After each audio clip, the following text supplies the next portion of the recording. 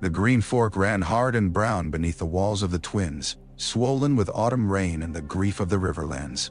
It shouldered at its banks and snarled around the piers of the bridge, as if the river itself resented the stone that sought to master it. On the western bank, the Stark host stood waiting in a churn of mud, horse piss, wet wool, and cold impatience. Men who had marched from Winterfell and Barrowton and White Harbor shifted under dripping cloaks and looked across the water at the two squat keeps joined by their covered bridge, at arrow slits black as blind eyes, at the pale banners with the blue twin towers hanging limp in the rain. Robb sat straight in the saddle despite the hour and the weather. The rain had darkened his auburn hair, and beneath the mail shirt and boiled leather, he looked younger than the weight upon his shoulders. His father's long face was there in him when he grew still, but his mother's eyes had found a home in his head, blue and clear and more honest than this world deserved. Gray wind moved at his destrier's flank with silent grace, bigger already than most hounds, his fur silver where the rain touched it, his yellow eyes never resting long in one place. The direwolf did not like the towers. Catelyn could see that plainly enough. Neither did she. "The bridge cannot be taken by storm," Sir Brynden said. The Blackfish sat his horse like a man born in the saddle, lean and hard and bitter as winter ale. Rain clung to the silver in his whiskers. "Not with the river in flood. Not before Lord Tywin knows we are here." The great John Umber gave a snort that sent steam from his beard. "Then let us swim it and bite out the old weasel's throat." A few men laughed, though not with much heart. Catelyn saw that Robb did not. He kept his gaze upon the bridge where tiny dark figures moved beneath the covered way. Her son had changed since Winterfell. He had not yet learned how to hide it, but he had changed all the same. The boy who had listened to Bran's chatter and laughed with Theon over hawking gloves had been forced to walk out of himself and put on command like armor. At times she thought she could still glimpse the seams where that armor pinched. "Lord Walder will not be rushed," she said, "nor threatened. He has spent 90 years teaching the realm that he is not a man to be forgotten." Theon Greyjoy, lounging in the saddle with a carelessness Catelyn had long mistrusted, tossed wet hair from his brow. "Then we should remember him with a rope. Every hour we waste, your Lord Father rots in a Lannister's cell, Robb." The words were true, which only made them crueler. Robb's jaw hardened. "I know it." Catelyn laid a hand upon the wet mane of her horse and looked toward the towers. Hoster Tully had called Walder Frey late before she was old enough to understand why the name was spoken with contempt, and late Lord Frey had remembered the insult with the devotion other men gave their gods. He had wanted Tully brides for his sons, and had not forgotten the refusals. He had wanted honors at Riverrun, and had counted every slight from her father like coins hidden beneath a mattress. There was no gate in the Riverlands more important than the bridge before them, and no gatekeeper pettier. Yet pettiness could be bargained with. Pride could be flattered. Hunger could be fed.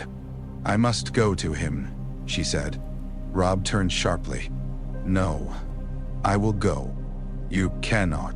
She made her voice firmer than she felt. "You are the sword in this, and swords are poor things for mending old quarrels. Walder knows me. He knew my father. Let him spit his grievances at me. I have heard them before." "No, Mother." "Robb?" She leaned close enough that only he might hear her through the drumming rain. "If there is one man in these kingdoms who would delight in making a boy beg, it is Walder Frey. Do not give him that pleasure before your bannermen. Let him sneer at me instead." His eyes searched hers.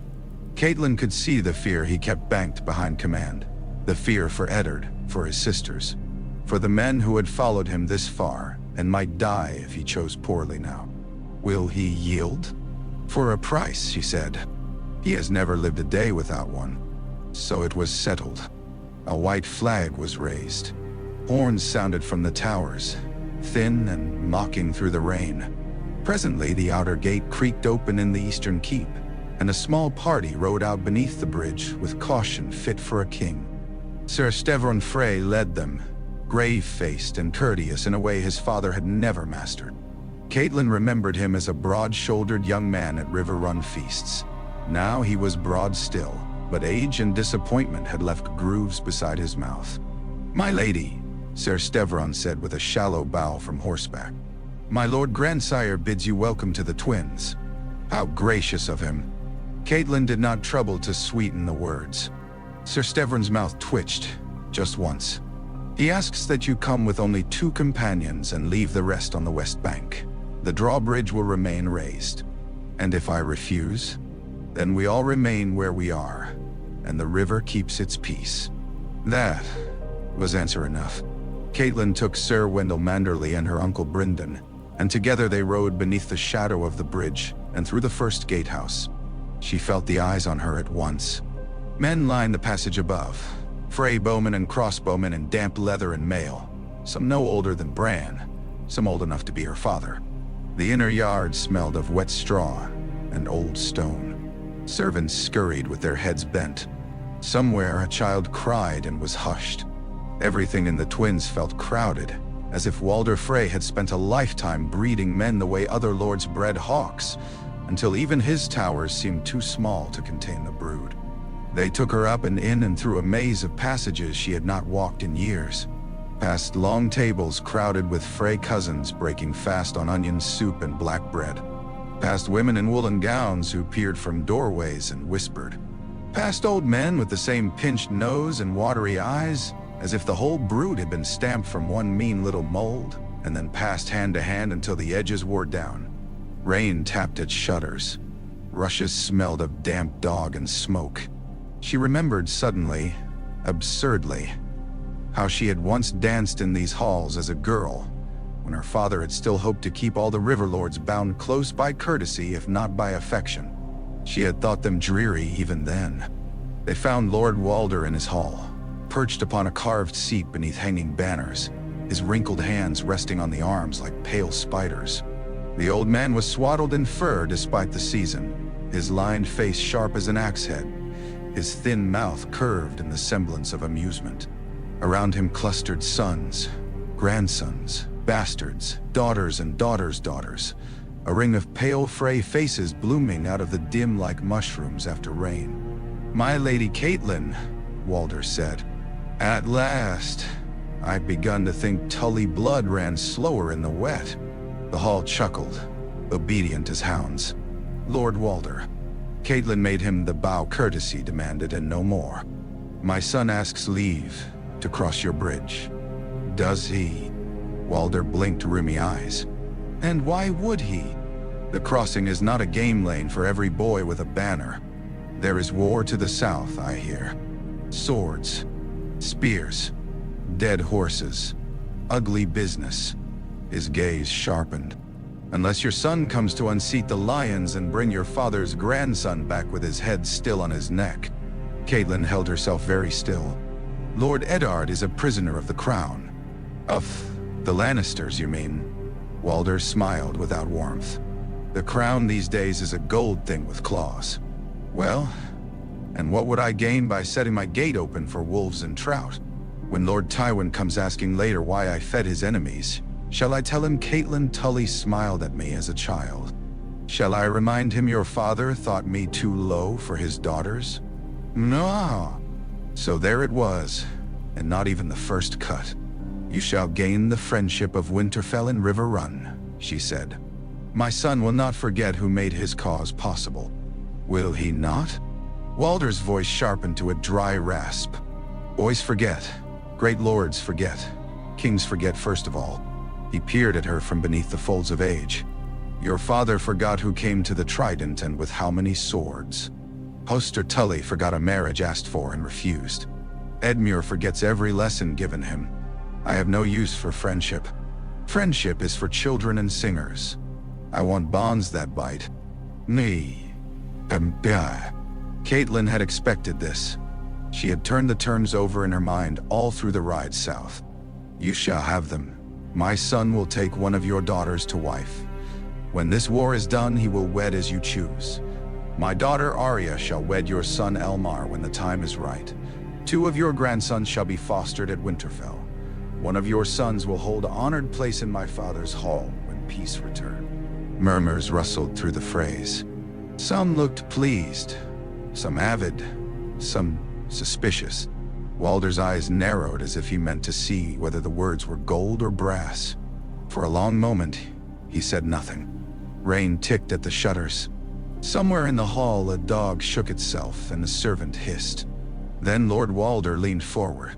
No. The word dropped like a stone. Catelyn felt Brynden go hard beside her. No. I am too old to trade Bridgestone for promises. Promises blow away. Your son will wed my blood before he crosses, or he does not cross at all. Even Sir Stevron stirred at that. My lord. Walder snapped a look at him, and his heir fell silent. A wedding? Catelyn heard the incredulity in her own voice, and hated it. No? Now. Lord Walder's smile thinned. If the wolf needs the bridge so sorely, let him leave something of himself behind. My daughter in his bed, my blood in his line one day, that is a price fit for my gate. Else he may ride north again and tell his father he came too late. For the first time in many years, Catelyn wanted to strike an old man. Instead, she breathed, forced the air in, let it out. Let me speak to my son, she said. Walder settled back with a rustle of fur. Doe, but not long. Rivers rise and battles move while women talk. No.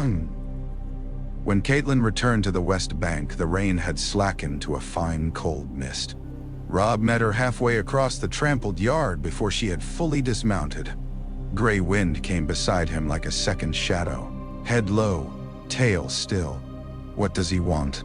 For an instant she looked at him and saw him not as lord and commander, not as the boy men followed, but only as the child she had held feverish after bad dreams and watched race through Winterfell's yard with a wooden sword in hand. The wish to lie to him passed through her like pain. A marriage, she said. Today, before he opens the gate. No. Robb stared, as if the words had been spoken in a tongue he did not know. Behind him, the gathered lords shifted, the news passing among them before she could order silence. The Great John barked a laugh more angry than amused. Theon swore. Sir Bryndon's mouth became a hard line. Today? Robb repeated. He will not take your promise. He says kings forget promises. He wants the bond sealed in flesh before he gives us stone. And if I refuse? He keeps the bridge. Around them the host muttered like a beast made restless by hunger. Men were watching. That, more than the rain, chilled her. The Grey John pushed forward, one huge hand upon the pommel of his sword. Then let him keep it. We'll build rafts, or take his bloody towers by the roots. Brynden looked at him as one might look at a dog that had spoken, and lose a fortnight, perhaps a month, while Lord Tywin closes the noose on Riverrun. Jaime Lannister sits before these walls with all his host. Every day we tarry is a day my brother remains besieged, and Eddard Stark remains a captive. Theon's smile had gone. There are other fords. In flood? Brynden asked. Silence answered him. Robb turned away from them all. He stood looking east, toward the towers. A thin white breath escaped him in the cold. He was still young enough that the lines of his face changed nakedly with thought, and Catelyn saw anger there, and shame, and the iron stubbornness he had from Eddard. Most of all, she saw calculation, and that frightened her more than the rest. When had her boy begun to measure himself against kingdoms? 8 Winterfell, Robb said softly, not looking at her. Father told Bran a man can only be brave when he is afraid. Yes, Catelyn said. He let that sit between them a moment. Did he seem to mean insult? Walder Frey means insult the way other men mean to breathe. That I almost won a smile from him, but not quite. He glanced back at the host, at Mormont and Glover and Umber and the others who had ridden south because he had called them. Because his father was taken, and because the North answered blood with steel. If he refused now, some would admire the pride. More would curse the folly when the river swallowed time and Riverrun fell. For a heartbeat, she thought Robb might refuse all the same. Pride flared in him. She saw it. The blood of kings had once run in the Starks before dragons ended that line. and perhaps some remnant stirred now, bristling at coercion. Then the pride guttered under duty, and he became again his father's son. "We go back," he said. The great John began to protest. Robb cut him off with a look so sharp it startled even Catelyn. "I said we go back." No man gainsaid him. Lord Walder received them in the hall exactly as before, as if he had not moved so much as a finger while the fate of armies waited on his word. More Freys had gathered now, sons and grandsons with rain on their cloaks, women in faded velvets, little children clinging to skirts. They had the air of folk come to watch an execution and uncertain who would kneel for the block. Robb went before the dais in mail and damp wool, with no crown and no grandeur but what youth and breeding could lend him. He did not kneel. "You are Lord Eddard's son," Walder said, peering. "I see it in the face, a long face and sober, though there's some Tully in the eyes."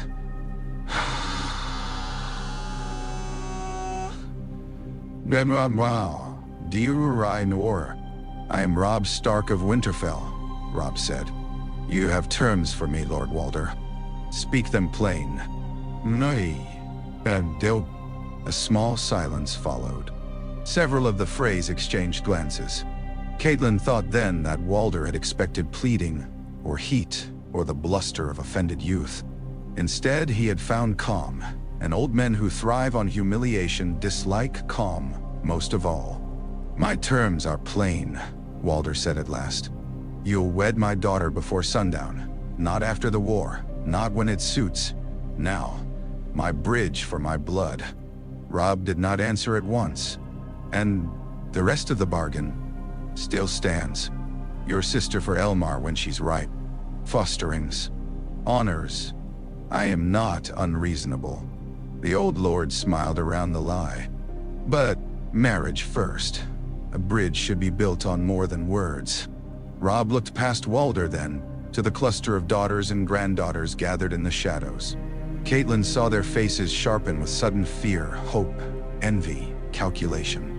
One lowered her gaze at once. Another met his with brazen appraisal. A third hid half behind an older woman's sleeve. They were all pawns in this old man's game. So was her son. "Which daughter?" Robb asked. Walder crooked a finger. There was rustling in the shadows, and then one girl came forward while others shrank back. She was slender and fairer than most of the brood around her, with large blue eyes and a face too open for the hall that had bred her. Her gown was gray-blue wool, trimmed with rabbit fur gone limp from damp air. She kept her hands clasped tightly at her waist, as if to stop them shaking. "Roslin," Walder said. "One of my younger daughters. Sweet-tempered, modest. She'll do." The girl lowered her eyes. A flush rose at her throat. Robb studied her with all the gravity of a judge, and none of a youth invited to admire a maiden. As she agreed, the hall stirred again, more sharply. It was not a question they had expected. Walder gave a dry cackle. "Agreed? She's my daughter. She'll do as she's told." Robb's face changed then, not much, but enough for Catelyn. The jaw tightened.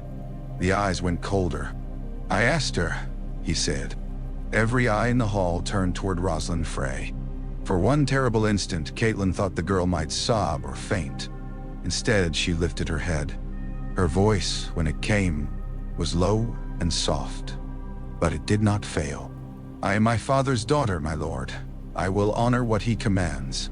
It was obedience, not consent, but it was more courage than most there had shown. Robb heard that too. Catelyn knew he did. He turned back to Walder. "I will wed her," he said. "Before sundown, before your septon, before your house, and before any gods who care to witness." A hiss of satisfaction ran through the phrase. The great John muttered something foul under his breath. Brynden looked grimly relieved. Sir Stevron closed his eyes for the span of a breath, perhaps in thanks, perhaps in resignation. Walder's smile widened until it seemed to crack his ancient face. "Good, good. I knew the wolf had sense. Eddard Stark's son, after all. We'll have a feast tonight in a bedding, eh?" His rheumy gaze slid to Catelyn. "You see, we understand one another at last." Caitlin understood him very well. He had wrung honor into a chain and found it strong enough to hold a Stark. Yet when she looked to Robb, she saw no chain in him. Only a young lord standing alone in the center of a hall full of strangers, having traded the shape of one future for the bare chance of another. No man applauded him. No man comforted him. They would ride through the open gate because of this, and many would call it wisdom later. But in that moment, it was only sacrifice, naked and unadorned. Walder clapped his hands for servants. The hall erupted into motion. A septon was sent for. Ale casks were rolled in. Women gathered about Roslin, tugging at sleeves and whispering in her ear. The old lord barked orders as if he had staged weddings thrice a week for 60 years and found them less taxing than a good stool. Somewhere a piper began to tune. Robb stood through the commotion as if lost in the eye of it. Caitlin went to him. "You have done what you must." He did not look at her. "Is that what you tell yourself of every hard thing?" She opened her mouth, found no easy lie, and closed it again. At last, he turned. "If father dies before we reach him, do not." She caught his arm. Mail rasped under her fingers. "Do not lend fear a voice. Not yet. Me, I'm dull." For the first time that day, he seemed every inch his age. "I do not even know her." "No?" Caitlin said. "But you will." He glanced toward the knot of women around Roslin. The girl had disappeared beneath hands bearing jewelry, combs, fresh ribbons, all the quick trappings by which families dress duty and celebration. "I hope," he said very quietly, "that she is not unhappy." "There," she thought. "There is Eddard's son in Tyre." "Then give her no cause to be," Caitlin answered. The sept at the twins was too small for the number of kin Lord Walder had bred and too mean for the importance he ascribed to the night. Candles smoked before painted images of the seven, and damp clung to the walls where old mortar had cracked.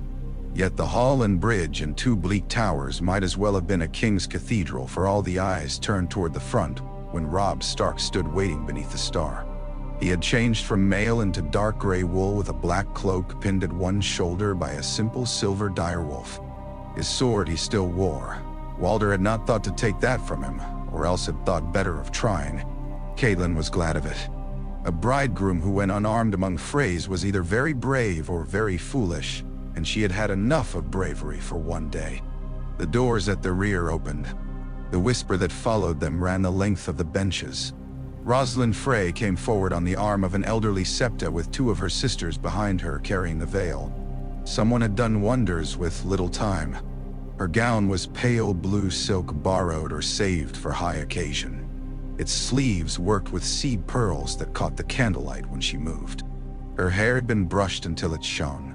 She was not a beauty to bring lords to their knees for a song, but there was a softness in her face, and a clear tremor of vulnerability in the set of her mouth that made her more affecting than any practiced coquette. She looked not like a prize won, but like a girl led toward deep water. When she reached Robb, she lifted her eyes. Caitlin saw then that she had been crying once, but not recently. Whatever tears she had spent were done.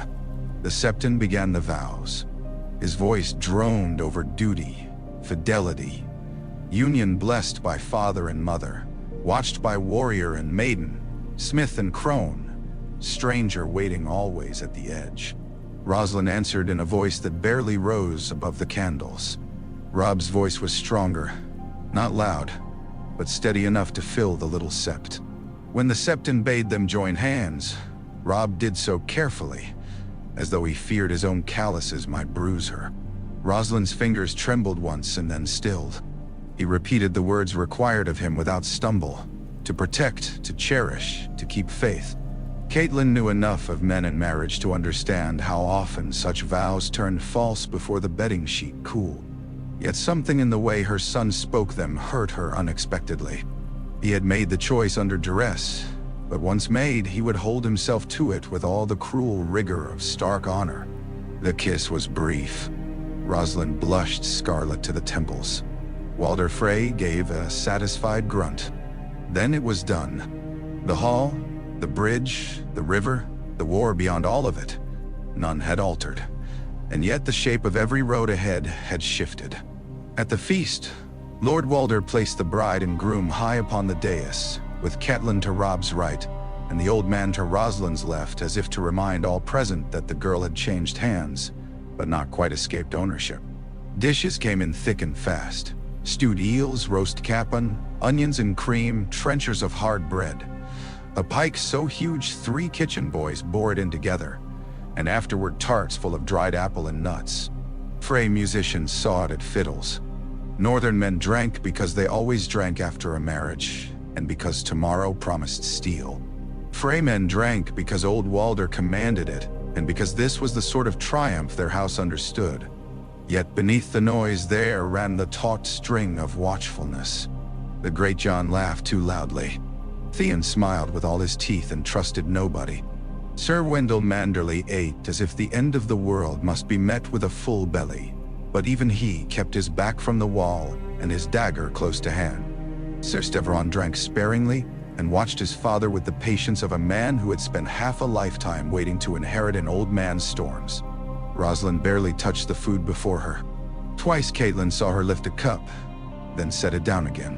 When a fat Frey cousin made some jest about Northerners learning warmth at last, her smile came late and died early. Robb noticed. He leaned once to murmur something meant for her ear alone, and to Catelyn's surprise the girl's face softened. A little later she answered him and he nodded, solemn as if they were discussing a campaign. It should not have moved Catelyn, that small exchange, and yet it did. Late in the meal the hall doors opened and gray wind padded in, all damp fur and silent menace, having broken free of whatever servant had thought a direwolf might be confined. Conversation fell away as he moved between benches, enormous paws making no sound on the rushes. Men snatched children close. Someone cursed. Walder shrieked for guards. "Leave him," Robb said. The wolf came straight to the dais and stood beside his chair, yellow eyes sweeping the hall. For a dreadful instant Catelyn expected snapping teeth, panic, blood on rushes. Instead, Grey Wind nosed at Robb's hand, then turned his head toward Roslin. The bride went very still. She had more reason than most to fear, Catelyn thought. Direwolves were creatures of northern legend to a girl raised beneath stone towers and sept bells. Robb said something too low to hear. Roslin looked at him then, with visible effort, lifted her hand. Grey Wind sniffed her fingers. The hall held its breath. Then the great beast huffed warm breath over her knuckles, and lowered himself beside the dais, like a hound settling by the fire. Only Catelyn heard the little sound Roslin made, half laugh and half wonder.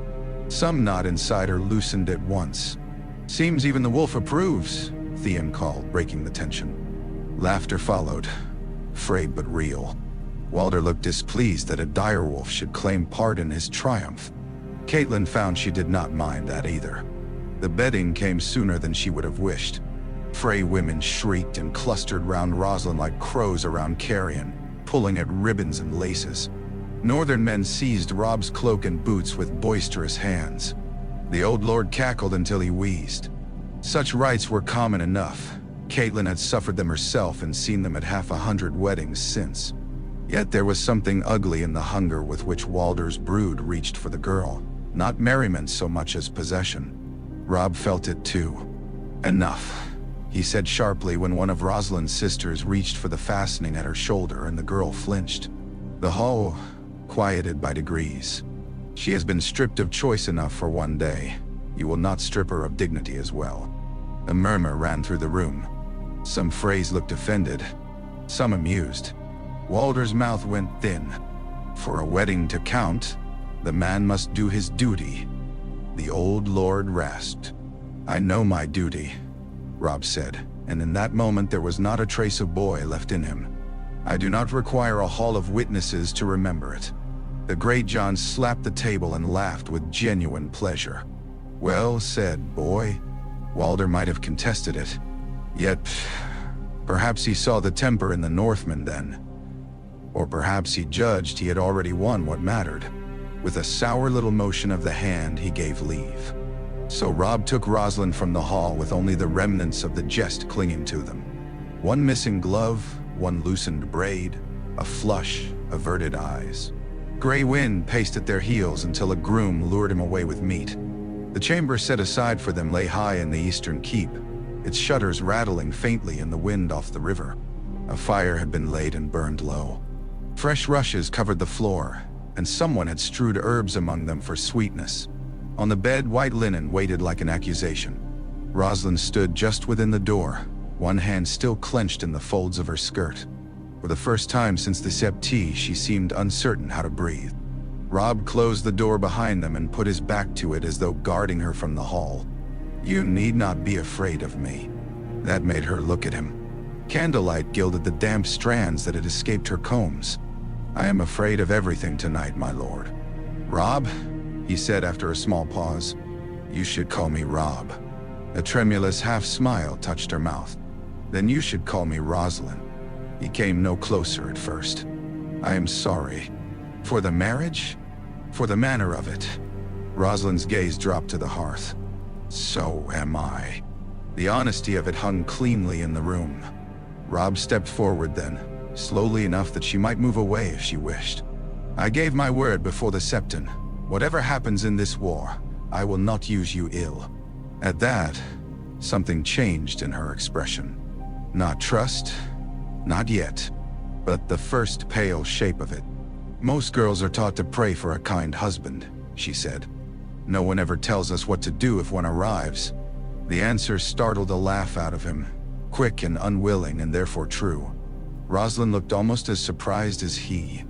"Then we are both unprepared," Robb said. She studied him as though measuring the boy beneath the cloak of a man. "You do not look cruel.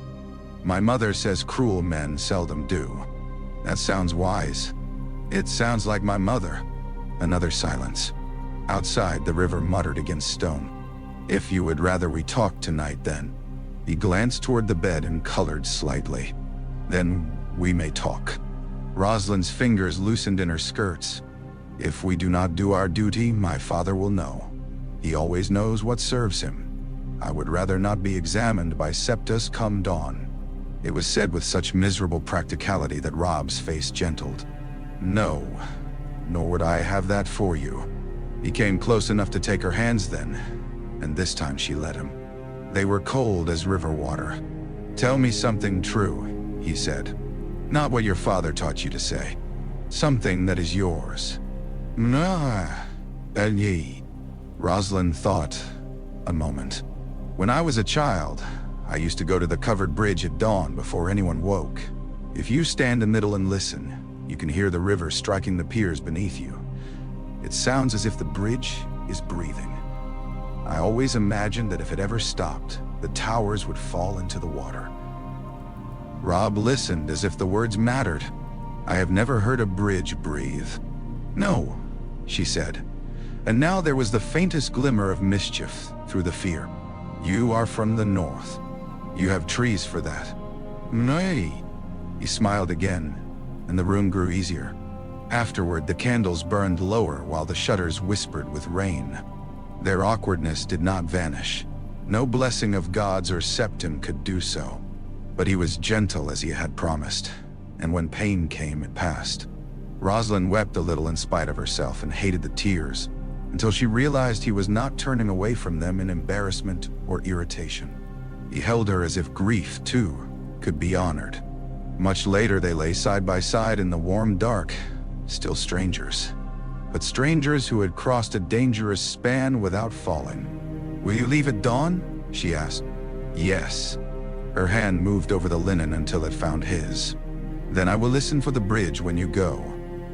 The bells for dawn had not yet rung when Robb woke to the sound of Roslin already moving in the dim. A single candle guttered on the table. Pale light seeped through the shutters in strips, making bars upon the floor. For a moment, in that half-world of warmth and linen and the lingering ache of sleeplessness, the war seemed impossibly far away. Then he saw the folded mail at the chair's foot and remembered all of it. Roslin had wrapped herself in a wool robe too large for her, the sleeves swallowed over her hands. Her hair hung loose down her back. She was standing at the window listening, head tilted, exactly as she had promised. "The bridge?" he asked quietly. She turned. "It is breathing." He sat up, rubbing a hand over his face. Every muscle felt marked by yesterday. The long ride, the strain of command, the wedding feast, the raw newness of sharing breath and skin with a stranger who was not altogether a stranger anymore. "I thought you might sleep." "I thought so too." She came nearer with a little uncertain grace. "But the castle knows when men are leaving. It changes how it sounds." That was true. Even here he could hear the muffled thud of hooves in the yard below, the shouted order cut short out of deference to sleeping lords, the clatter of buckets, the scrape of wagon wheels. An army did not steal away.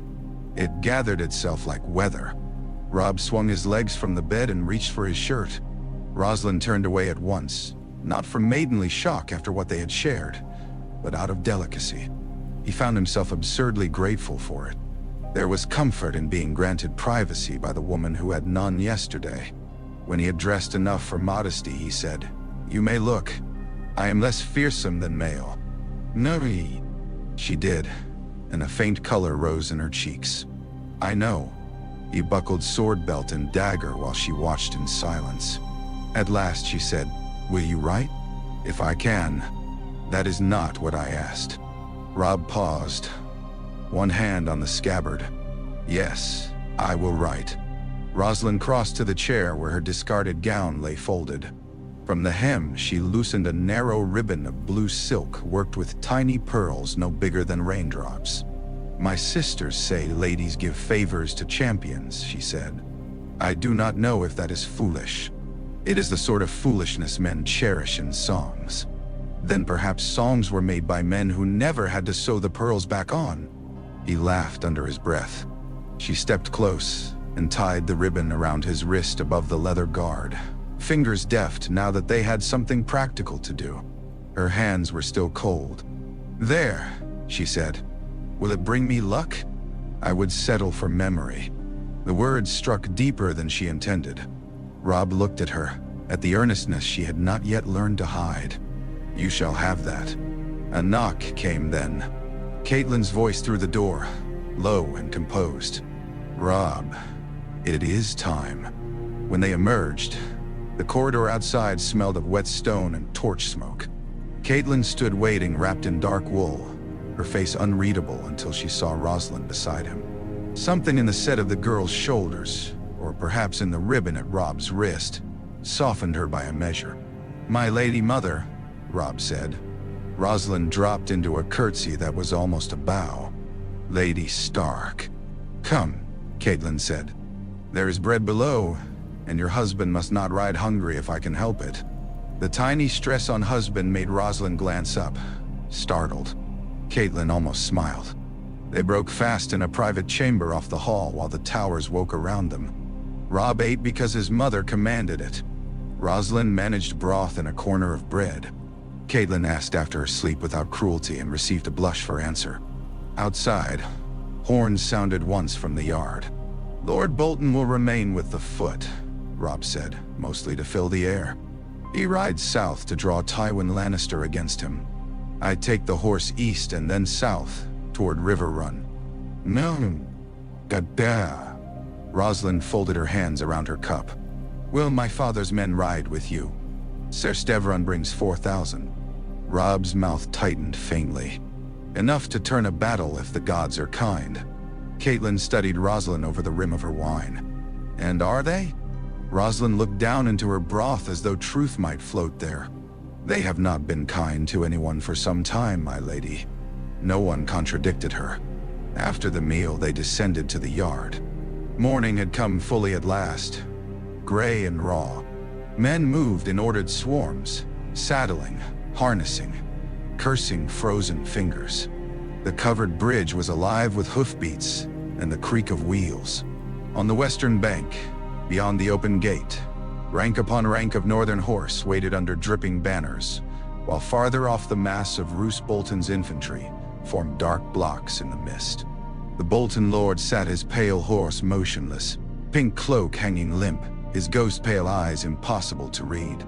He had not attended the wedding feast. Whether from disdain or calculation, Robb had not asked. Walder Frey had come down to witness the departure, borne in a chair beneath a canopy despite the damp. He looked pleased enough to be 20 years younger. "My son by marriage," he rasped when Robb approached. "Take good care of my riders, eh? They'll do you proud if you keep them fed and pointed the right way."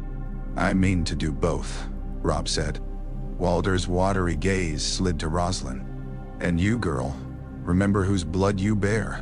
Roslin lowered her eyes. "I remember all my blood, father." The answer was dutiful enough that no rebuke followed, but Catelyn saw the old man's fingers twitch. Gray wind came then, slipping free of some hapless handler for the second time in 2 days. Men shied from him. He went first to Robb, pressing the broad wedge of his head against his hand, and then to Roslin. She did not flinch now. She sank slowly to one knee despite the mud, and laid cautious fingers into the fur along his neck. The direwolf's ears twitched. He leaned once into the touch. "A good omen," Ser Stevron said quietly. Walder snorted. "A beast is a beast." But Catelyn marked it. So did Robb. His face softened in a way no lord there could have coaxed from him. When the final horn blew, he turned to his wife. There were too many eyes on them for softness, too many men waiting on command. Yet, something had to be said. "I will send for you when Riverrun is free." Roslin rose from the mud, pale and composed. "Then free it quickly." For one heartbeat it seemed he might kiss her before them all. Instead, he caught her hand and pressed it once, hard. Then he was turning away, swinging into the saddle, drawing the host after him. The crossing took hours. Hooves drummed through the bridge like a war song. Wheels groaned. Men passed under the gaze of Frey archers, and over the river that could not be forded elsewhere in flood. Catelyn watched from the parapet as Robb rode out upon the eastern road with gray wind at his side, and the blue ribbon dark against his wrist. Ser Stevron and his sons went with him, the first proof of Walder's price collected and paid. Roose Bolton led the foot south later, toward the Green Fork and Lord Tywin's waiting host, his pink standards dwindling into the mist until they looked like smears of blood on gray wool. By dusk Robb was already miles away, and the world had narrowed to horseflesh, wet woods, and whispered commands. They rode with no torches once night closed over them. Brynden Tully guided them off the main road by tracks and stream beds only riverlords and poachers knew, turning east and south and east again so that no Lannister scout might make sense of their course. Branches whipped at faces. Mud sucked at hooves. Men spoke little. Harness bells were bound with cloth. Even the jesting ceased. The forest deepened about them until trunks became black pillars, and the wet leaves above them held the moonlight in broken shivers. Gray wind ranged ahead with the Blackfish's outriders, gliding between the trees with uncanny certainty. Theon rode near enough to murmur that the wolf liked war too much. Robb did not answer. He kept his mind on maps and distances, on sentries to avoid, on the camp that Jaime Lannister thought safe because no enemy host should have been able to cross the Green Fork in time to reach him. Every now and then his hand brushed the ribbon at his wrist. Not for luck, for memory. Shortly before midnight, Brynden returned from the front and reined in beside him. There ahead, pickets few and sleepy. He feels secure. There was grim satisfaction in his voice. "Weave him!" Robb looked through the trees toward the faint orange glimmer far off between the trunks. Fires. Jaime's camp. "Wake the men," he said. "No shouting till I give word. We ride through the west edge, drive for the center, and cut down any man who reaches a horse. The Kingslayer is mine alive if the gods allow it." "And if they do not?" Theon asked. "Then dead," Robb said, and felt the night close hard around the word. No battle ever begins as cleanly as the plans that summon it. Robb had imagined a rush through darkness, a swift collapse inward. The Lannister camp strangled before it could wake. What came instead was confusion bright and terrible. A horse screaming in the trees, the sudden whine of arrows, men crashing half awake from sleep into death. Fires burst higher when tents were kicked over. Someone shouted, "Lannister!" and another, "Stark!" and the woods answered with iron. Robb's horse plunged over a guy rope and nearly threw him. He hauled the beast steady and drove on, sword bare now, the black trunks flickering past in the firelight. Around him, the Northmen crashed through the underbrush in knots and waves, some mounted, some on foot where horses had stumbled. Gray wind was a blur of pale death between tree roots, all teeth and silence broken only when a man choked on his own blood. He saw Sir Stevron once in the rush, Frey colors muddy dark, roaring his men forward beside the wolf banner, as if the marriage in the twins' dim sept had already transformed caution into zeal. Men of the crossing and men of the north shoulder to shoulder, and for one savage instant Robb understood the worth of the price he had paid. Without Frey riders, this ring would never have closed. Then the center of the camp woke like a kicked anthill, and Jaime Lannister came among them. There are men who are handsome by torchlight, and men who are handsome by daylight, and men whose beauty vanishes the moment steel is drawn. Jaime was none of those. Battle made him something else entirely, some bright golden thing created for ruin. He burst from between two tents in gilded plate over crimson, his cloak half-fastened and his hair loose upon his shoulders, and before any man could cry out, he had split one Northman from collar to ribs and cut another across the face. His horse wore no barding and no fear. He drove straight for the largest knot of Stark men, as if he meant to carve his way to the boy commander by appetite alone. For a heartbeat, Robb saw him clearly. The famous face, the lion-worked bright-on breastplate, the ease with which he moved as though sword and arm had been forged together. Then Jaime was in amongst them, and clarity ended. Darren Hornwood died first, or first that Robb saw, taking a cut meant for another man, and falling back from the saddle with both hands red at his throat. One of the Karstark sons, Torhin, Robb thought, though later grief would blur them, charged too eagerly and caught a golden blade beneath the arm. He toppled with surprise still on his face. Eddard Karstark screamed his brother's name, and came on in turn. Jaime cut him down too. Men yelled. Horses reared. Rickard Karstark's voice rose raw with a father's terror, and was swallowed by the din. "Alive!" Robb shouted, though he scarcely knew if anyone heard him. "Take him alive!" Jaime heard. Their eyes met for the first and only time that night through branches and smoke. The Kingslayer laughed. Then Grey Wind slammed into Jaime's horse from the side. Not at the man, at the horse. The animal shrieked, stumbled, and twisted hard. Jaime kept his seat longer than should have been possible, sword flashing even as he fought for control. But another horse crashed against his. Then a spear struck sparks from his pauldron, and suddenly the Golden Rider was down in mud and leaves with half a dozen Northmen over him. Even then, it was not done. Jaime fought on one knee, one-handed for a moment when a man seized his left arm, his blade darting like sunlight on a river. Two more died trying to close. Robb himself came in then, horse plunging through brush, shouting for them to hold, not kill. Someone struck Jaime from behind with an axe haft. Another kicked his sword away. Grey Wind stood over the fallen knight with blood on his muzzle and a growl rumbling from deep in his chest. At last Jaime Lannister looked up from the mud, hair hanging in his face, one cheek blackened, and bared his teeth in a smile half mad with battle.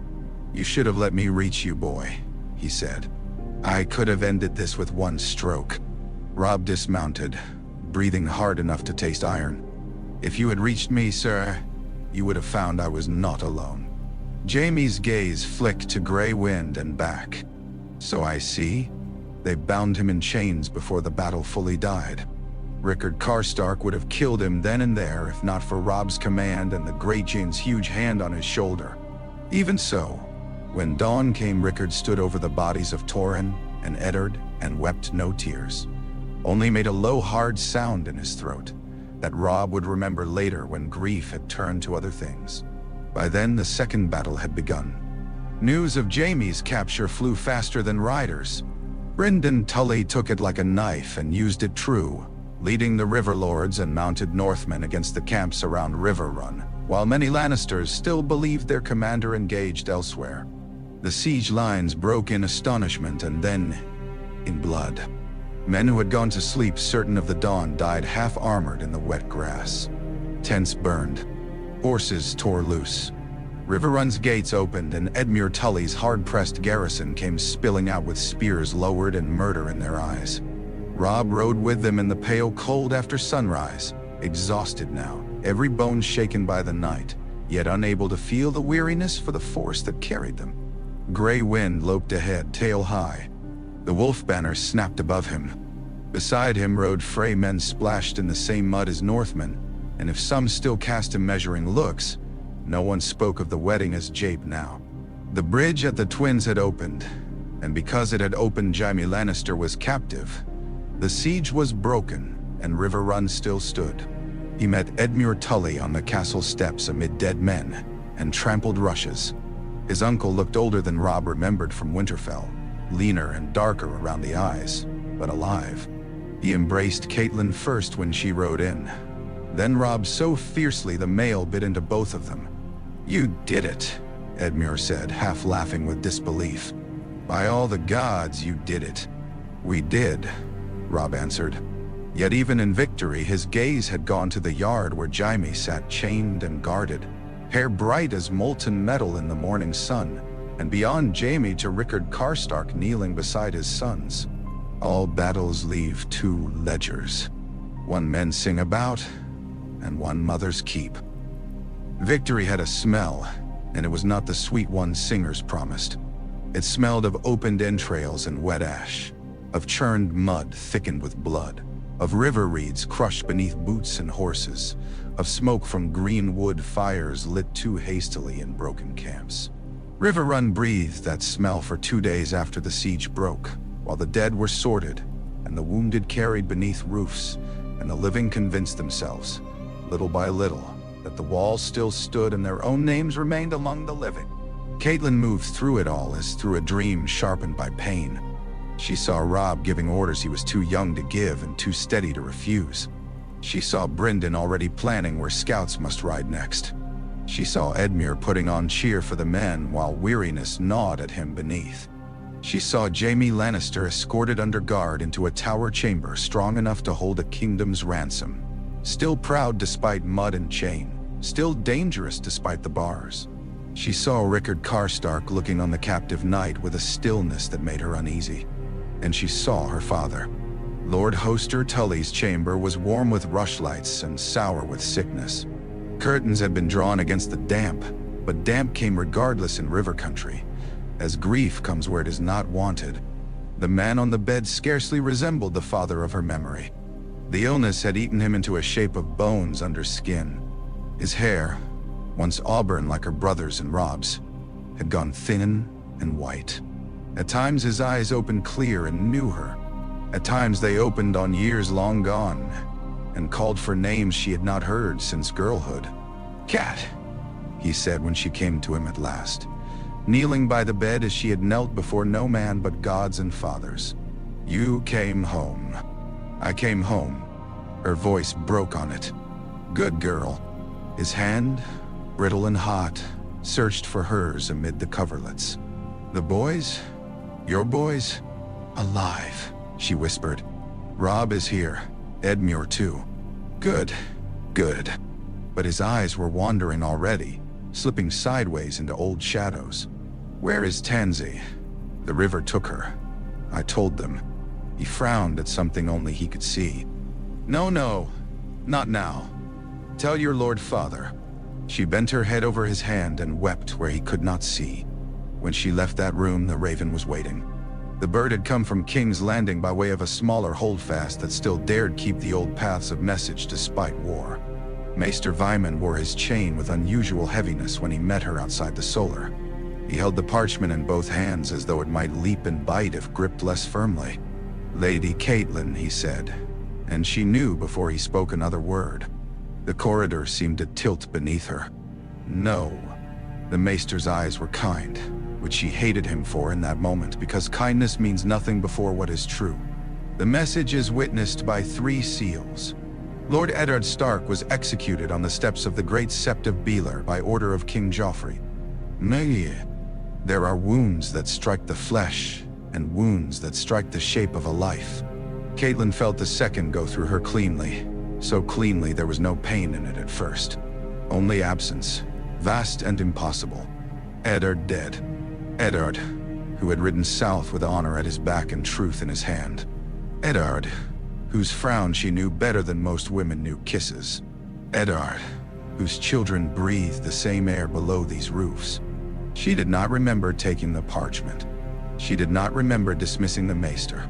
She remembered only the feel of the seal broken under her thumb, and the letters swimming once before they steadied enough to be read. It was true. All of it. Treason named. Mercy promised and revoked. A headsman's sword. The mob roaring approval because mobs are beasts that love blood. Sansa spared. Arya missing. Arya missing. By the time she found Robb in the yard, he had already guessed from her face. No, he said, just as she had. That single word, and then no others for a long while. He read the parchment once, then again. Catelyn watched the color go from him. Around them the yard had not ceased. Men carried casks. Grooms led horses. A mason shouted about broken stone. Somewhere a wounded man screamed while a bone was set. The world did not stop because one good man had been murdered. Robb folded the parchment carefully, with hands so steady she wanted to seize him and shake the steadiness out until he broke like any child should. Instead, he said, "Where is Sansa?" "Still in the city. Arya?" She forced the word past a throat gone raw. "No one knows." He closed his eyes, only for a heartbeat. When he opened them, the grief was there, but something harder had entered around it. They killed him. Yes, he gave them what they asked. He confessed for the girls. I know. And they killed him anyway. There was no answer to that except war, and war had already begun. That night, Robb went alone to the Godswood within Riverrun's walls, a small grove by northern measures, but green and old enough to grant a little quiet from stone. Catelyn followed after a time, though she kept back until he spoke first. He stood before the heart tree's carved red face, the rough bronze and iron half-helm still hanging from one fist where he had removed it to pray. Gray wind lay at the roots, silent. "I kept one oath," Robb said without turning, "and I was too late for the other." Catelyn came nearer. Fallen leaves dampened underfoot. "You could not know what Joffrey would do." "No, Dee." His voice was raw now, and at last she heard the boy beneath the Lord again. "But if I had reached him sooner, then perhaps you would be dead beside him." She would not let him walk into guilt as Eddard always had, as if it were a duty in itself. "We cannot count the roads not taken and call that wisdom." Robb stared up at the carved face of the heart tree. "Father always said a lord must keep faith. Your father said many true things. Some of them killed him." He flinched, though not because the words were cruel. They were not cruel. They were what remained when cruelty had done its work and gone. After a while he said, "Roslin should know." The name startled her more than it should have. She had almost forgotten the girl in the flood of grief and blood and victory. But of course, Robb had not. He had bound himself before gods and men. He would remember. "She should," Catelyn said. He sat on a low root with the parchment over one knee and wrote by lantern light while the wolf watched. The letter was short. Robb had never been one for ornament in words. When he finished, he sanded it, sealed it with wax, and handed it to a waiting courier. "For the twins," he said. "To my lady wife." His voice did not alter on the title, but Catelyn heard the difference all the same. The next day more tidings came, grim and mixed. Roose Bolton had engaged Tywin Lannister on the Green Fork and been bloodied, as Brynden had expected, but Tywin had been held there long enough for Robb's strike to fall. Men who had cursed Bolton's caution now praised it. Men who had mocked Walder Frey's caution now counted the value of the bridge and the riders sent through it. Such is war. Yesterday's insult becomes tomorrow's wisdom if enough corpses are laid beneath it. Rickard Karstark asked for Jaime's head before sunset. Robb refused him before supper. The old lord did not argue long, but the silence he left behind felt like the first frost on a field not yet harvested. Catelyn spent that evening between her husband's deathbed and her father's sick room, between one grief newly cut and one stretched thin by time. In each place, men had failed her. Yet when she left Hoster near midnight and passed through a gallery overlooking the Tumblestone, she found herself thinking not of kings or captives, or even vengeance, but of a slim girl and the twins listening to a bridge, breathe and waiting for a husband she had known only one night. At the twins, the days after the wedding settled into a strange new pattern, one that seemed to Roslin at once too narrow and too large. Too narrow because the towers had always hemmed her life and continued to do so. The same stairs creaked beneath the same rushes. The same servants bent their heads when her father passed and rolled their eyes behind his back when he did not. The same bells marked the same hours. Children still raced in the passages with wooden swords. Old women still gossiped over sewing frames. And every meal still carried the same subtle contest of precedence and insult, upon which Walder Frey's household fed almost as well as it fed on lampreys and green. Too large, because in a single morning she had become something the towers could not contain. Wife to the Lord of Winterfell, then wife to the man who had taken Jaime Lannister. Then, by every whisper that crossed the bridge with merchants and riders, wife to the hope of the North and the Riverlands. Each new telling of Robb's victories changed the air around her. Men who had forgotten her name before the wedding now bowed more deeply. Half-sisters who had smirked over the suddenness of her marriage asked whether he had been handsome in bed. Bastard cousins angled for favor. Black Walder grinned at her with fox eyes and asked whether wolves preferred lamb or venison. Roslin learned quickly that a girl may be obscure one day and dangerous the next without changing anything but the man attached to her. Walder liked danger if he could count its profit. The news of Jaime's capture brought a feast that lasted half the night. Her father demanded musicians. Ryman Frey drank himself red as a roast apple and boasted of the part he had not played. Sir Stevron said little and sent riders south with grain, spare mounts and fresh men, claiming practical need, though Roslin heard the pride beneath it. Lord Walder boasted to anyone who would listen, and to many who would not, that the wolf had bitten only because Frey Stone had given him a road to spring from. "He'd still be sniffing mud on the wrong bank if not for me," the old man crowed, gnawing at a capon leg. "Tell them that. Tell every fool from here to Seaguard. Lord Walder Frey does not back losers." Roslin sat beside the dais and kept her smile small.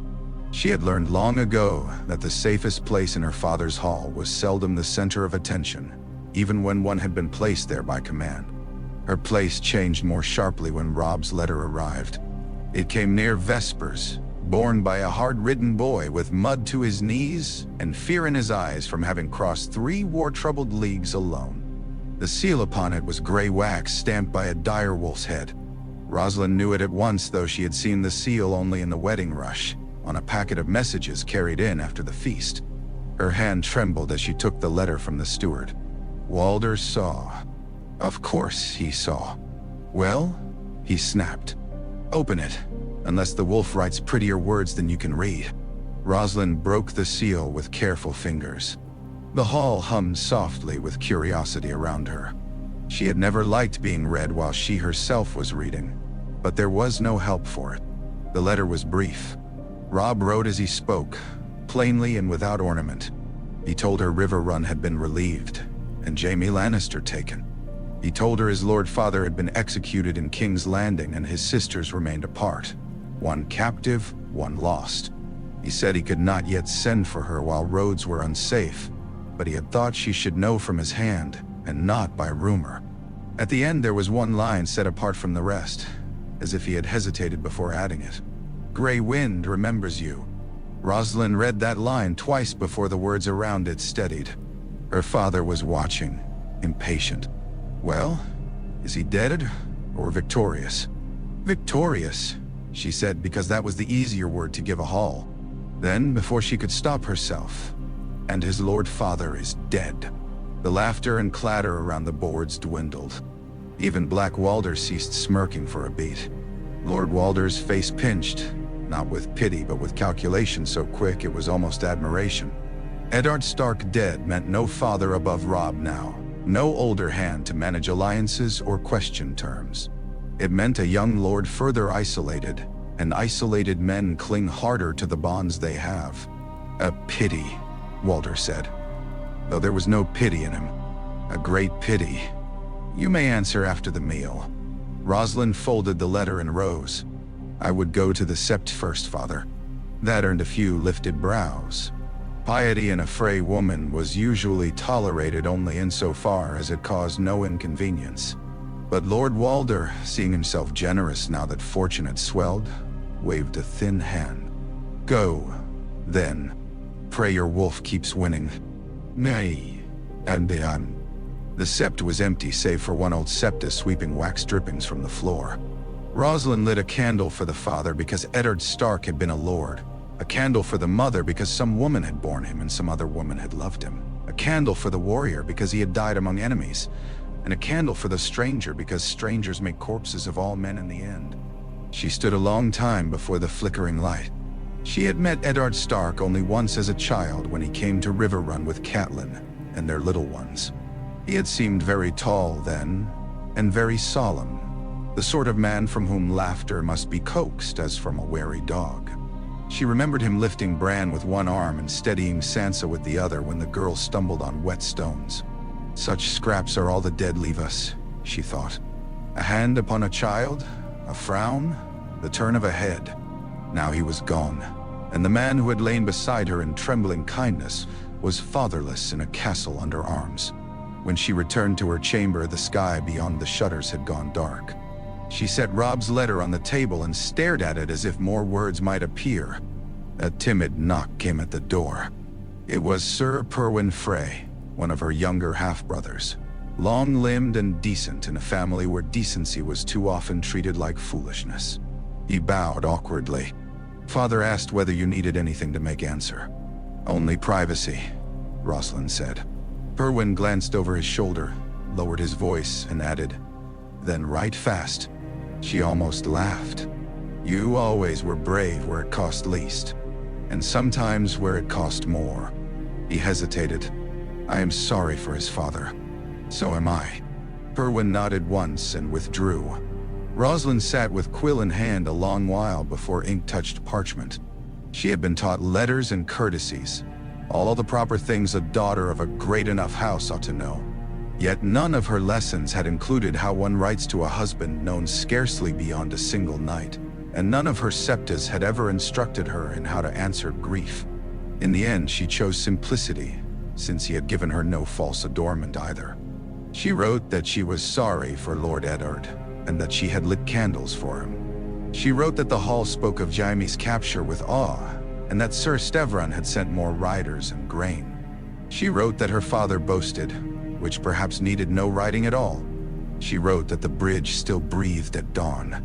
Then, after dipping the quill twice more and nearly setting it down, she wrote one thing that was hers alone. You said you would write, and you did. I think that matters. When she had sealed it, she carried it herself to the guard room where the next courier slept in his boots. On the way back, she crossed the covered bridge in the dark, alone but for the sound of water beneath the boards. The river struck the piers and shuddered through the timber exactly as it always had. Roslin laid one hand upon the damp rail and listened. The bridge was breathing. So, somehow, was she. The letter from the twins reached Riverrun 3 days after Robb's own had gone out. He broke the seal in the council chamber while the lords of North and Trident gathered around the long table and argued the next shape of the war. Rain whispered at the window slits. Maps lay unrolled beneath dagger points and cups of watered wine. Gray Wind sprawled under the bench with his head upon his paws, one eye open. Robb had grown used to letters bearing levy counts, stores of grain, pleas for aid, claims of loyalty, and all the other burdens that flocked to victory like crows to a gallows tree. Roslin's hand, neat and careful upon the outside, seemed almost out of place among them. He read her words once standing, then sat without quite realizing he had done so, and read them again more slowly. She had lit candles for his father. That moved him more than the words of mourning sent by lords who had known Eddard Stark for 20 years. Perhaps because hers made no show of wisdom. Perhaps because no advantage could be found in such a thing unless the advantage was simple human mercy. Perhaps because she had remembered the bridge breathing, and that strange image had fixed itself in his mind until he could almost hear it between the falls of Riverrun's own water. The great Jon's fist struck the table, jolting cups. Joffrey sits the Iron Throne with our Lord's blood on his hands. Renly crowns himself in Highgarden while Stannis broods on Dragonstone. Every man south of the Neck wants us for fodder and none for kin. What are we waiting for? For sense, said Galbart Glover. For swords, said Rickard Karstark coldly. And for justice. The Kingslayer rots in our cells while the boy who murdered Lord Eddard wears gold. Justice is not patient. Nay. Edmure Tully leaned over the table, one hand braced on the wood. If Renly has the strength to break the Lannisters, we should take his hand for the moment and wring them dry. A dead lion is no less dead because another stag helped kill it. Brynden snorted. And when that stag remembers he has antlers enough to gore us after. Renly has the numbers, and none of the right. Stannis has the right and little else that wins men willingly. Theon lounged as if at sport, though Robb knew better than to mistake his idleness for sleep. Why not let the Southern brothers cut each other to pieces while we hold what we've won? Because holding is not winning, said Meg Mormont from her place near the hearth. The bear woman's voice was rough as gravel and twice as useful. And because girls remain captive in King's Landing. That silenced the table for a moment. Robb folded Roslin's letter and slipped it inside his jerkin. Then he looked at the men gathered there, river lords whose lands had burned under lion raids, Northmen whose blood had soaked the Whispering Wood. His mother's brother with his face still drawn from siege, Karstark carrying grief like a drawn blade, Theon restless as tidewater, Brynden sharp and skeptical, Mage Mormont steady as stone. All of them waited on him now. Sometimes he still felt as if he had stepped into another boy's place, and dared not move too quickly lest the lie be seen. Other times, increasingly, he felt only the weight. "Tell me plainly," he said. "What would each of you have?" That uncorked him. Edmure wanted an alliance fast, before Tywin recovered. Rickard wanted Jaime's head and the river fords held with iron. Tito's Blackwood urged patience and ravens. Great Jon Umber wanted no southern king at all. Jason Mallister spoke of sea power, of the need to secure Seaguard against Lannister or Ironborn attack. Maid Mormont spoke least, and when she did, always to remind them what ordinary men had already paid for their talk. Catelyn listened from the table's end without joining until asked. Grief had sharpened her face to something almost severe. When Robb did look to her at last, she said, "You know my counsel. Your sisters matter first. The rest of it follows from where they may best be recovered." "From Joffrey," Great Jon said. "You'll get naught from that whelp but heads on spikes." "Then from those who might fear his weakening," Catelyn replied. "Stannis or Renly, whichever proves less blind than the other." Brynden made a dry sound that might have been laughter if laughter had forgotten how. A thin comfort. Yet the truest one said today. "Nay." Robb listened until the voices circled themselves Rod-Dotch. All the while, Roslin's letter rested over his heart like a small, steady hand. Strange, he thought, that the quietest voice in his life should come from the wife he had known but one night, and be the voice he found himself wishing to hear again when men shouted. At last he rose, the hall quieted by instinct more than command. "My father was murdered by Joffrey Baratheon," Robb said. "My sisters remain in enemy hands. Lord Tywin still commands a great host in the field. Renly and Stannis would both use us if they could. None of that changes because we choose too quickly." He looked toward Edmure. "We cannot bend knee to the boy who killed my father." Toward Brynden. "We cannot trust that a king with no right will honor us longer than useful." Toward the Great Jon and Mage both. "Nor can we pretend the realm south of the Neck ceases to matter because we are angry with it." He paused. "For now, We hold Riverrun. We strengthen the crossings. We send ravens to Renly and Stannis both and learn what they offer. We keep Jaime alive because dead men buy no sisters back and frighten no enemies into caution. And he hesitated only a moment. And I will send for my wife from the twins. If Walder Frey means to boast of blood shared with ours, let that blood be seen beside me where all men may understand the bond. A few brows lifted. Rickard Karstark's mouth thinned, perhaps at any reminder of a Frey tie. Edmure looked faintly startled. Catelyn's eyes rested on her son a shade longer than on the others, and Robb knew she understood. This was politics, yes, but it was more than politics. Oaths, once made, require presence as well as parchment. Good, Brynden said after a moment. Let Walder strut. A proud fool is easier driven than a resentful one. The Greatjon barked agreement. Bring the girl. If she married into the north, she may as well see what she bought. It was a coarse thing to say, and yet not unkindly meant. Robb let it pass. The council broke not into peace, but into smaller arguments, which is often the best peace men will manage. As servants came to clear cups and relay messages, Catelyn touched Robb's sleeve. She lit candles for your father? She asked softly. He glanced at her. How did you know? Because your face changed when you read. She regarded him for a beat, then added, that was kind of her. Yes. Catelyn looked toward the rain-silvered window, where riverlight moved in broken flickers against the stone. Kindness is a rarer thing than beauty in these times. Guard it where you find it. Robb thought of a pale blue gown and a little sept, of trembling fingers grown steadier over a ribbon, of a girl listening to a bridge breathe in darkness. I mean to. That evening, Riverrun prepared for a feast in honor of victory. Robb wanted none of it, but men needed meat and wine after battle, and lords needed ritual before they dared commit themselves to what came next. The kitchens roared. Trestles were set. Torches flared along the hall. Ravens were loosed from the rookery with letters to Dragonstone, to Bitterbridge, to the twins. By the time night deepened, the mood in the castle had gone from grim endurance to something stranger and more dangerous. Hope sharpened by rage. The feast began as all war feasts do.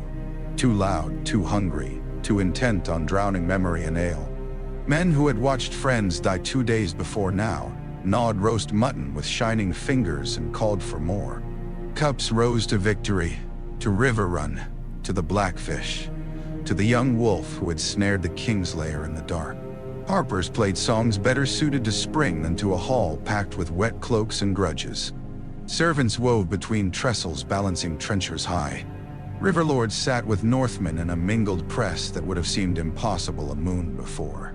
Had not blood done what courtesies could not? Robb sat at the high table in black and gray, drinking less than most and speaking only when spoken to. At his right hand, Catelyn wore tully blue deepened almost to black. At his left, Edmure laughed harder than his weariness warranted because men were watching him, and because siege teaches a lord how much cheer can sustain a tired garrison. Brynden sat a place lower with the expression of a man attending his own execution and determined to critique the axe. Gray wind lay under the dais among discarded bones, gold eyes bright in the torch glow. The talk swelled and shifted. In one corner, men argued Renly's chances. In another, the justice of keeping Jaime alive. At the center of it all ran the same unspoken truth. There could be no peace now with Joffrey on the throne. Eddard Stark's head had severed that road. The spark came from the Greatjon, as sparks often do from men too large to keep anything quietly. He rose near midnight with mead foaming in his beard and one hand upon the hilt of the great sword at his side. Enough of this, he boomed. The hall stilled by degrees. Greatjon Umber required no invitation to speak, only silence enough to make his roar worth hearing. They prattle of kings in the south, he said, sweeping a huge arm toward the room as if all of the claimants might be lurking behind the wine casks. One brother in silk, one in sourness, and the cub on the iron chair with our Lord's blood on his hands. Tell me why any man here should spill another drop for them. Murmurs answered, some approving, some wary. Did Joffrey save Riverrun? Greatjon bellowed. Did Renly cross the Green Fork for us? Did Stannis free Lord Edmure from siege? No, we did. Northmen and Rivermen together with steel in hand and our dead at our feet. "Ay!" someone shouted. "Ay!" came the answer from 3 more benches, then 10. Greatjon thumped his cup upon the board. "The dragons are gone. The lions have taken their place, and lions are no kings of mine. Why should we kneel to any Southron throne? The North was a kingdom before dragons came with fire. The Trident remembers kings too." At that, the River Lords began to stir in earnest. Tito's Blackwood stood. Then Jonas Bracken, for once seeming willing to forget he shared air with Blackwood if only for the length of a shout. Jason Mallister rose as well, and Carol Vance and Mark Piper still bound round the ribs from battle. What had begun in northern throats now swelled along the rivers. Edmure turned to Catelyn, astonishment plain on his face. Brynden muttered something that might have been, "God save us from loyal fools." Robb rose because remaining seated had become impossible. Great John. But the big man had gone past hearing. He pulled his sword free with a hiss of steel and planted the point on the rush-strewn floor before the dais. "The king in the north," he roared. The words hit the hall like a thrown brand. Northmen took them up first, pounding fists and cups and blades against wood. "The king in the north. The king in the north." Riverlords answered with their own cry tangled into it, some shouting for the king of the Trident, some simply for Robb. The sounds became one another by force of need. Men rose. Benches scraped. Torches shook in their brackets. Gray Wind surged to his feet beneath the table, hackles rising at the thunder, then threw back his head and howled. The howl broke the last restraint. Robb looked out over them and saw what had happened. Grief had found a crown to pour itself into. Rage had found a name. These men had come south to save a father and strike a captor. The father was dead now, the captor captive. And men do not endure such costs merely to place themselves beneath another uncertain master.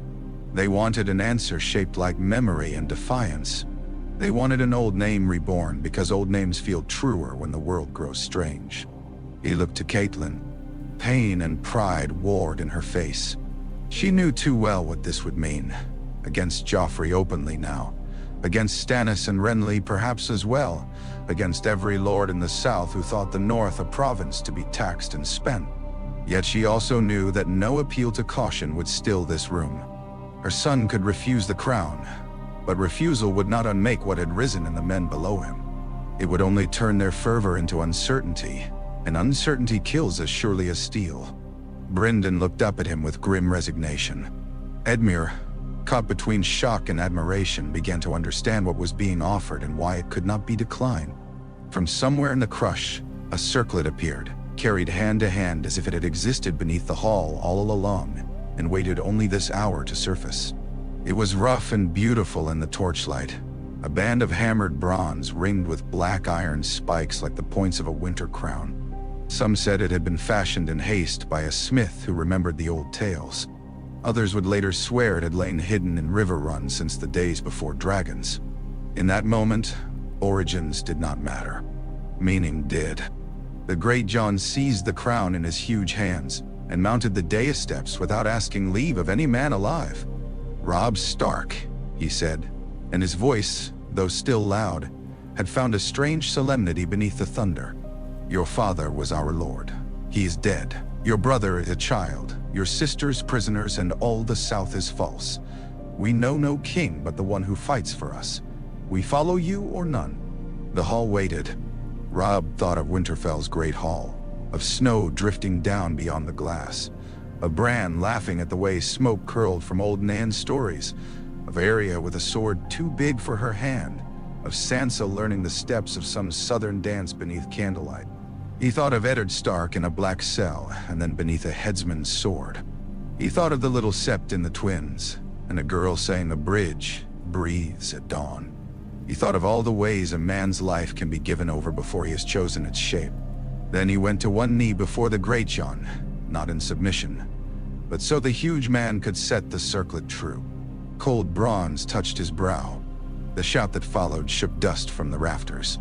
When Robb stood, the crown was heavier than he had imagined. Not heavy in metal, heavy in consequence. Men were crying out for him still, faces red with drink and fervor. Hands raised, swords lifted, hope and vengeance blazing from them like twin torches. He could have lied to them. He could have promised triumph, homecoming, justice in neat and shining portions. He was young enough still that some part of him longed to. Instead, he raised one hand for silence, and, slowly, the hall obeyed. "My lords," he said. The crown's iron points cast small shadows across his face. "You honor me more than I deserve. I did not ask for this, but I will not refuse it." A murmur shivered through the room. He went on before it could swell.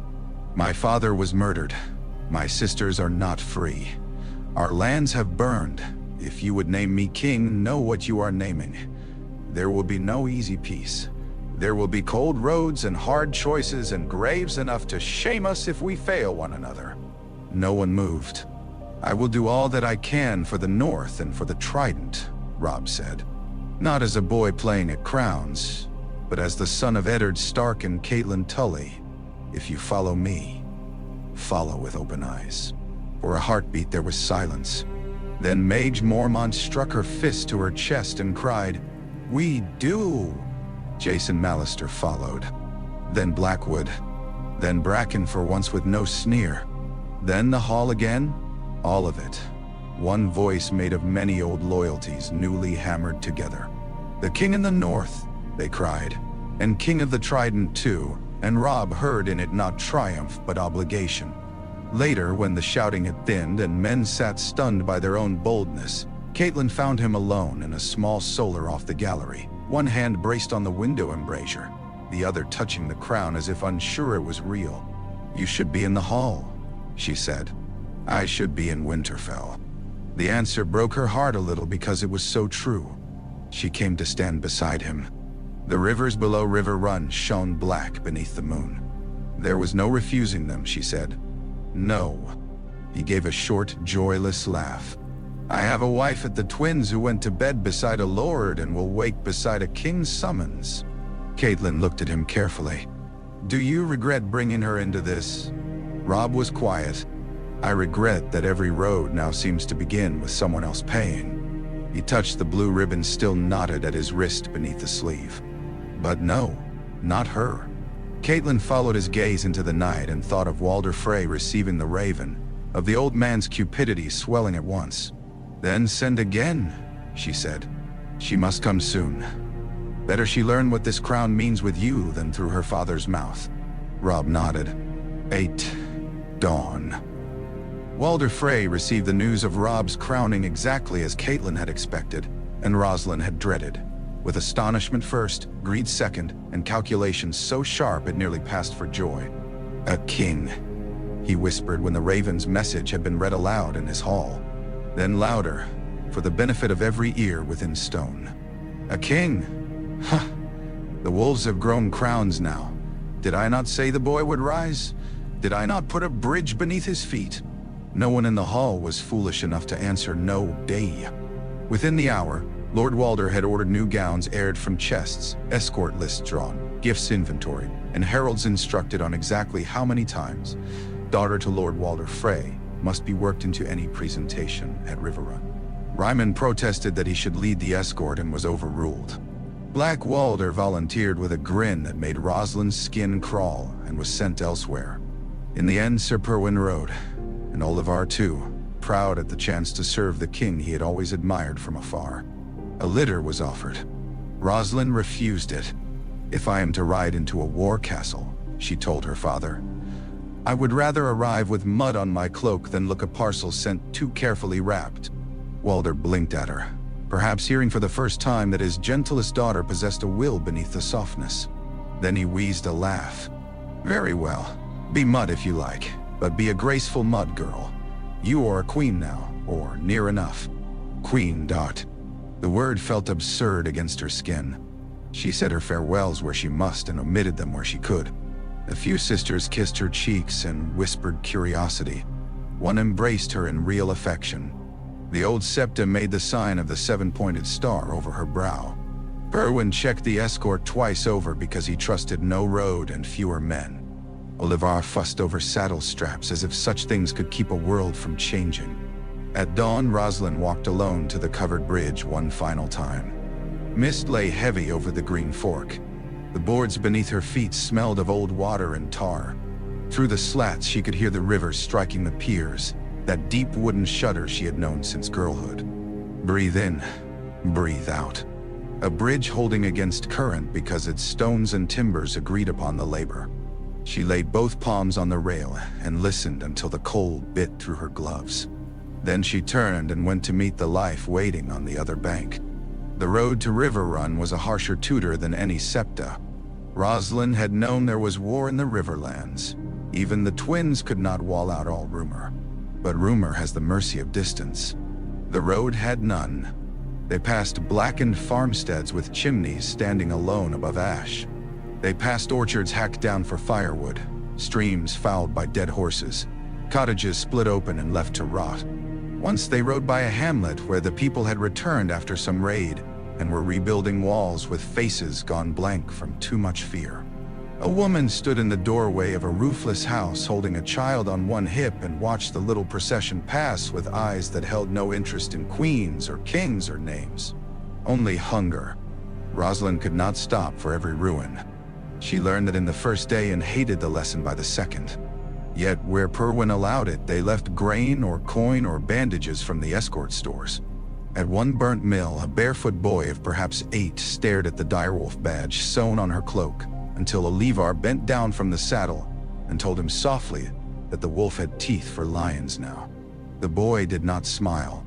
He only nodded, as if teeth were all he had ever expected from any lord. At night, in such keeps and holdfasts as still dared offer shelter, Roslin slept lightly and dreamed of bridges giving way under crowns. Once she woke before dawn with Robb's name on her lips and lay very still afterward, embarrassed even in solitude by how naturally it had come. On the third evening, the towers of Riverrun rose ahead through silver rain, stone growing from the meeting of rivers like a fortress dreamed by water itself. Banners snapped above the walls. The leaping trout of Tully, the dire wolf of Stark, and to Roslin's disquiet and strange pride, a smaller cluster of twin towers beneath them. The gateward looked down, saw the escort, and sent up a horn call that seemed to run through every stone in the place. By the time she rode into the outer yard, the castle had gathered to see her. Not all of it, perhaps, but enough. Men-at-arms in mail and mud. Servants with wet aprons and eager eyes. Riverlords in cloaks furred against the damp. Northmen broader in shoulder and longer in face than those of the Trident. At their center stood Caitlin in dark blue, and beside her Robb, crowned now indeed, the rough bronze and iron circlet unmistakable even at distance. Grey Wind sat at his right hand like a pale carved god waiting to judge her. Roslin's heart thudded once so hard she thought she might sway from the saddle. Then Robb stepped forward, not with the formality of a king receiving a courtly gift, but with the swiftness of a man who had been waiting. A groom ran to take her reins. Robb was there before the boy reached them. He offered his hand up to her without speaking. Roslin put her gloved fingers in his and let him help her down. Only when her boots touched the wet stone did she realize how tired she was. "My lady wife," he said.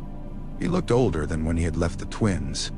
Not in face, which remained young enough to shame the crown, but in carriage. Grief and command had straightened him into something harder, leaner. Yet his eyes were the same, and when they rested on her, there was relief in them plain as the rain. "My lord husband," she answered, because there were ears everywhere, and her own heart felt safest with courtesy first. That won the ghost of a smile. "I feared your father might send half his house to escort you." He tried. Roslin dared a small one in return. "Perwyn saved you from the rest." Sir Perwyn bowed from behind them. Laughter, light but real, stirred through some of the watching men. Caitlin came then and took Roslin's hands in both of hers. "Welcome to Riverrun." It was a simple thing, spoken without grandeur. yet warmth lay beneath it. Roslin felt some long-held tension ease a little. "My lady," she said, "I am sorry for your lord husband, and I for your hard road." Caitlyn's gaze sharpened briefly on the escort, on the mud-spattered hem of Roslin's skirt, on the exhaustion she must have failed to hide. Approval touched the older woman's face by a fraction. "Come in. You are among your own now." "Nunty." "Among your own." Roslin almost looked behind to see whom Catelyn meant. The formalities went on a while longer because castles run on forms the way bodies run on blood. Bread and salt were brought. Berwyn delivered Walder's florid compliments and was received with due politeness. Oliver knelt to Robb and asked leave to remain in his service, which the king granted at once. Men dispersed. Servants carried off soaked cloaks. At last, with the worst of public scrutiny past, Robb led Roslin through a side passage into a gallery overlooking the red waters where the tumblestone met the Red Fork. For a little time they stood without speaking. Evening had deepened. Lamps glowed in arched windows below. The rivers moved dark and tireless beneath the castle walls. "I did not know how to greet a queen," Robb said at last. Roslin looked at him quickly. "Then it is well I do not know how to answer a king." That made him laugh, softly this time, but truly. It was the first laughter she had heard from him since the one startled out in the marriage chamber, and the sound eased something in her chest she had not known was knotted. "I am sorry," he said then, more serious, "for summoning you into this. I had meant to send sooner before." He touched the crown a moment and let his hand fall. "Before everything." Roslin moved to the window arch and looked down at the rivers. "I was summoned into it at the bridge, not here." "That is true. And you warned me no more than I warned you." She folded her hands to still them. "I saw the villages on the road, burned fields, hungry children. Whatever names men cry in halls, that is what they buy." Robb came to stand beside her. "Yes." For a while, they listened to the water. Then Roslin said, "At the Twins, after your letter came, I lit candles for your father. I did not know him well, but I thought," she searched for the shape of it, "I thought if the gods are deaf, perhaps the dead are not." Robb's face changed. Not enough for any courtier to remark, but enough for her. "Thank you," he said. "It was a small thing. Small things are what remain when the great ones break." She turned then, and found him closer than she expected. The bronze and iron of the crown seemed suddenly a poor measure beside the weariness in his eyes and the steadiness with which he bore it. "You are tired," she said. "I think I have been tired since Winterfell. That was before I knew you. Then, perhaps you know me very well already." The words were light, but the truth beneath them caught at both of them. They had known one another through duty first, then distance, then letters. Yet here they stood, not strangers now. Not lovers yet in any simple sense either. Something more precarious and perhaps more enduring had begun between them: recognition. Roslin looked down at his wrist. The blue ribbon was still there, faded by rain and darkened by mud, tied beneath the leather guard. "You kept it.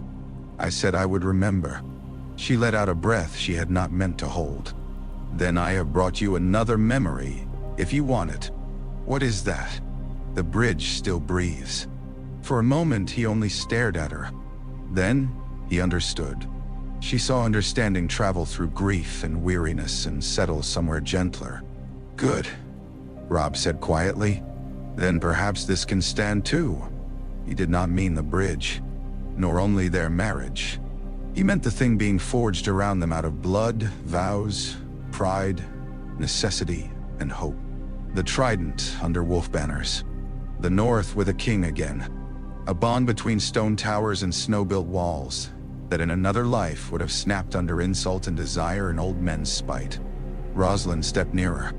Not because anyone watched. No one did.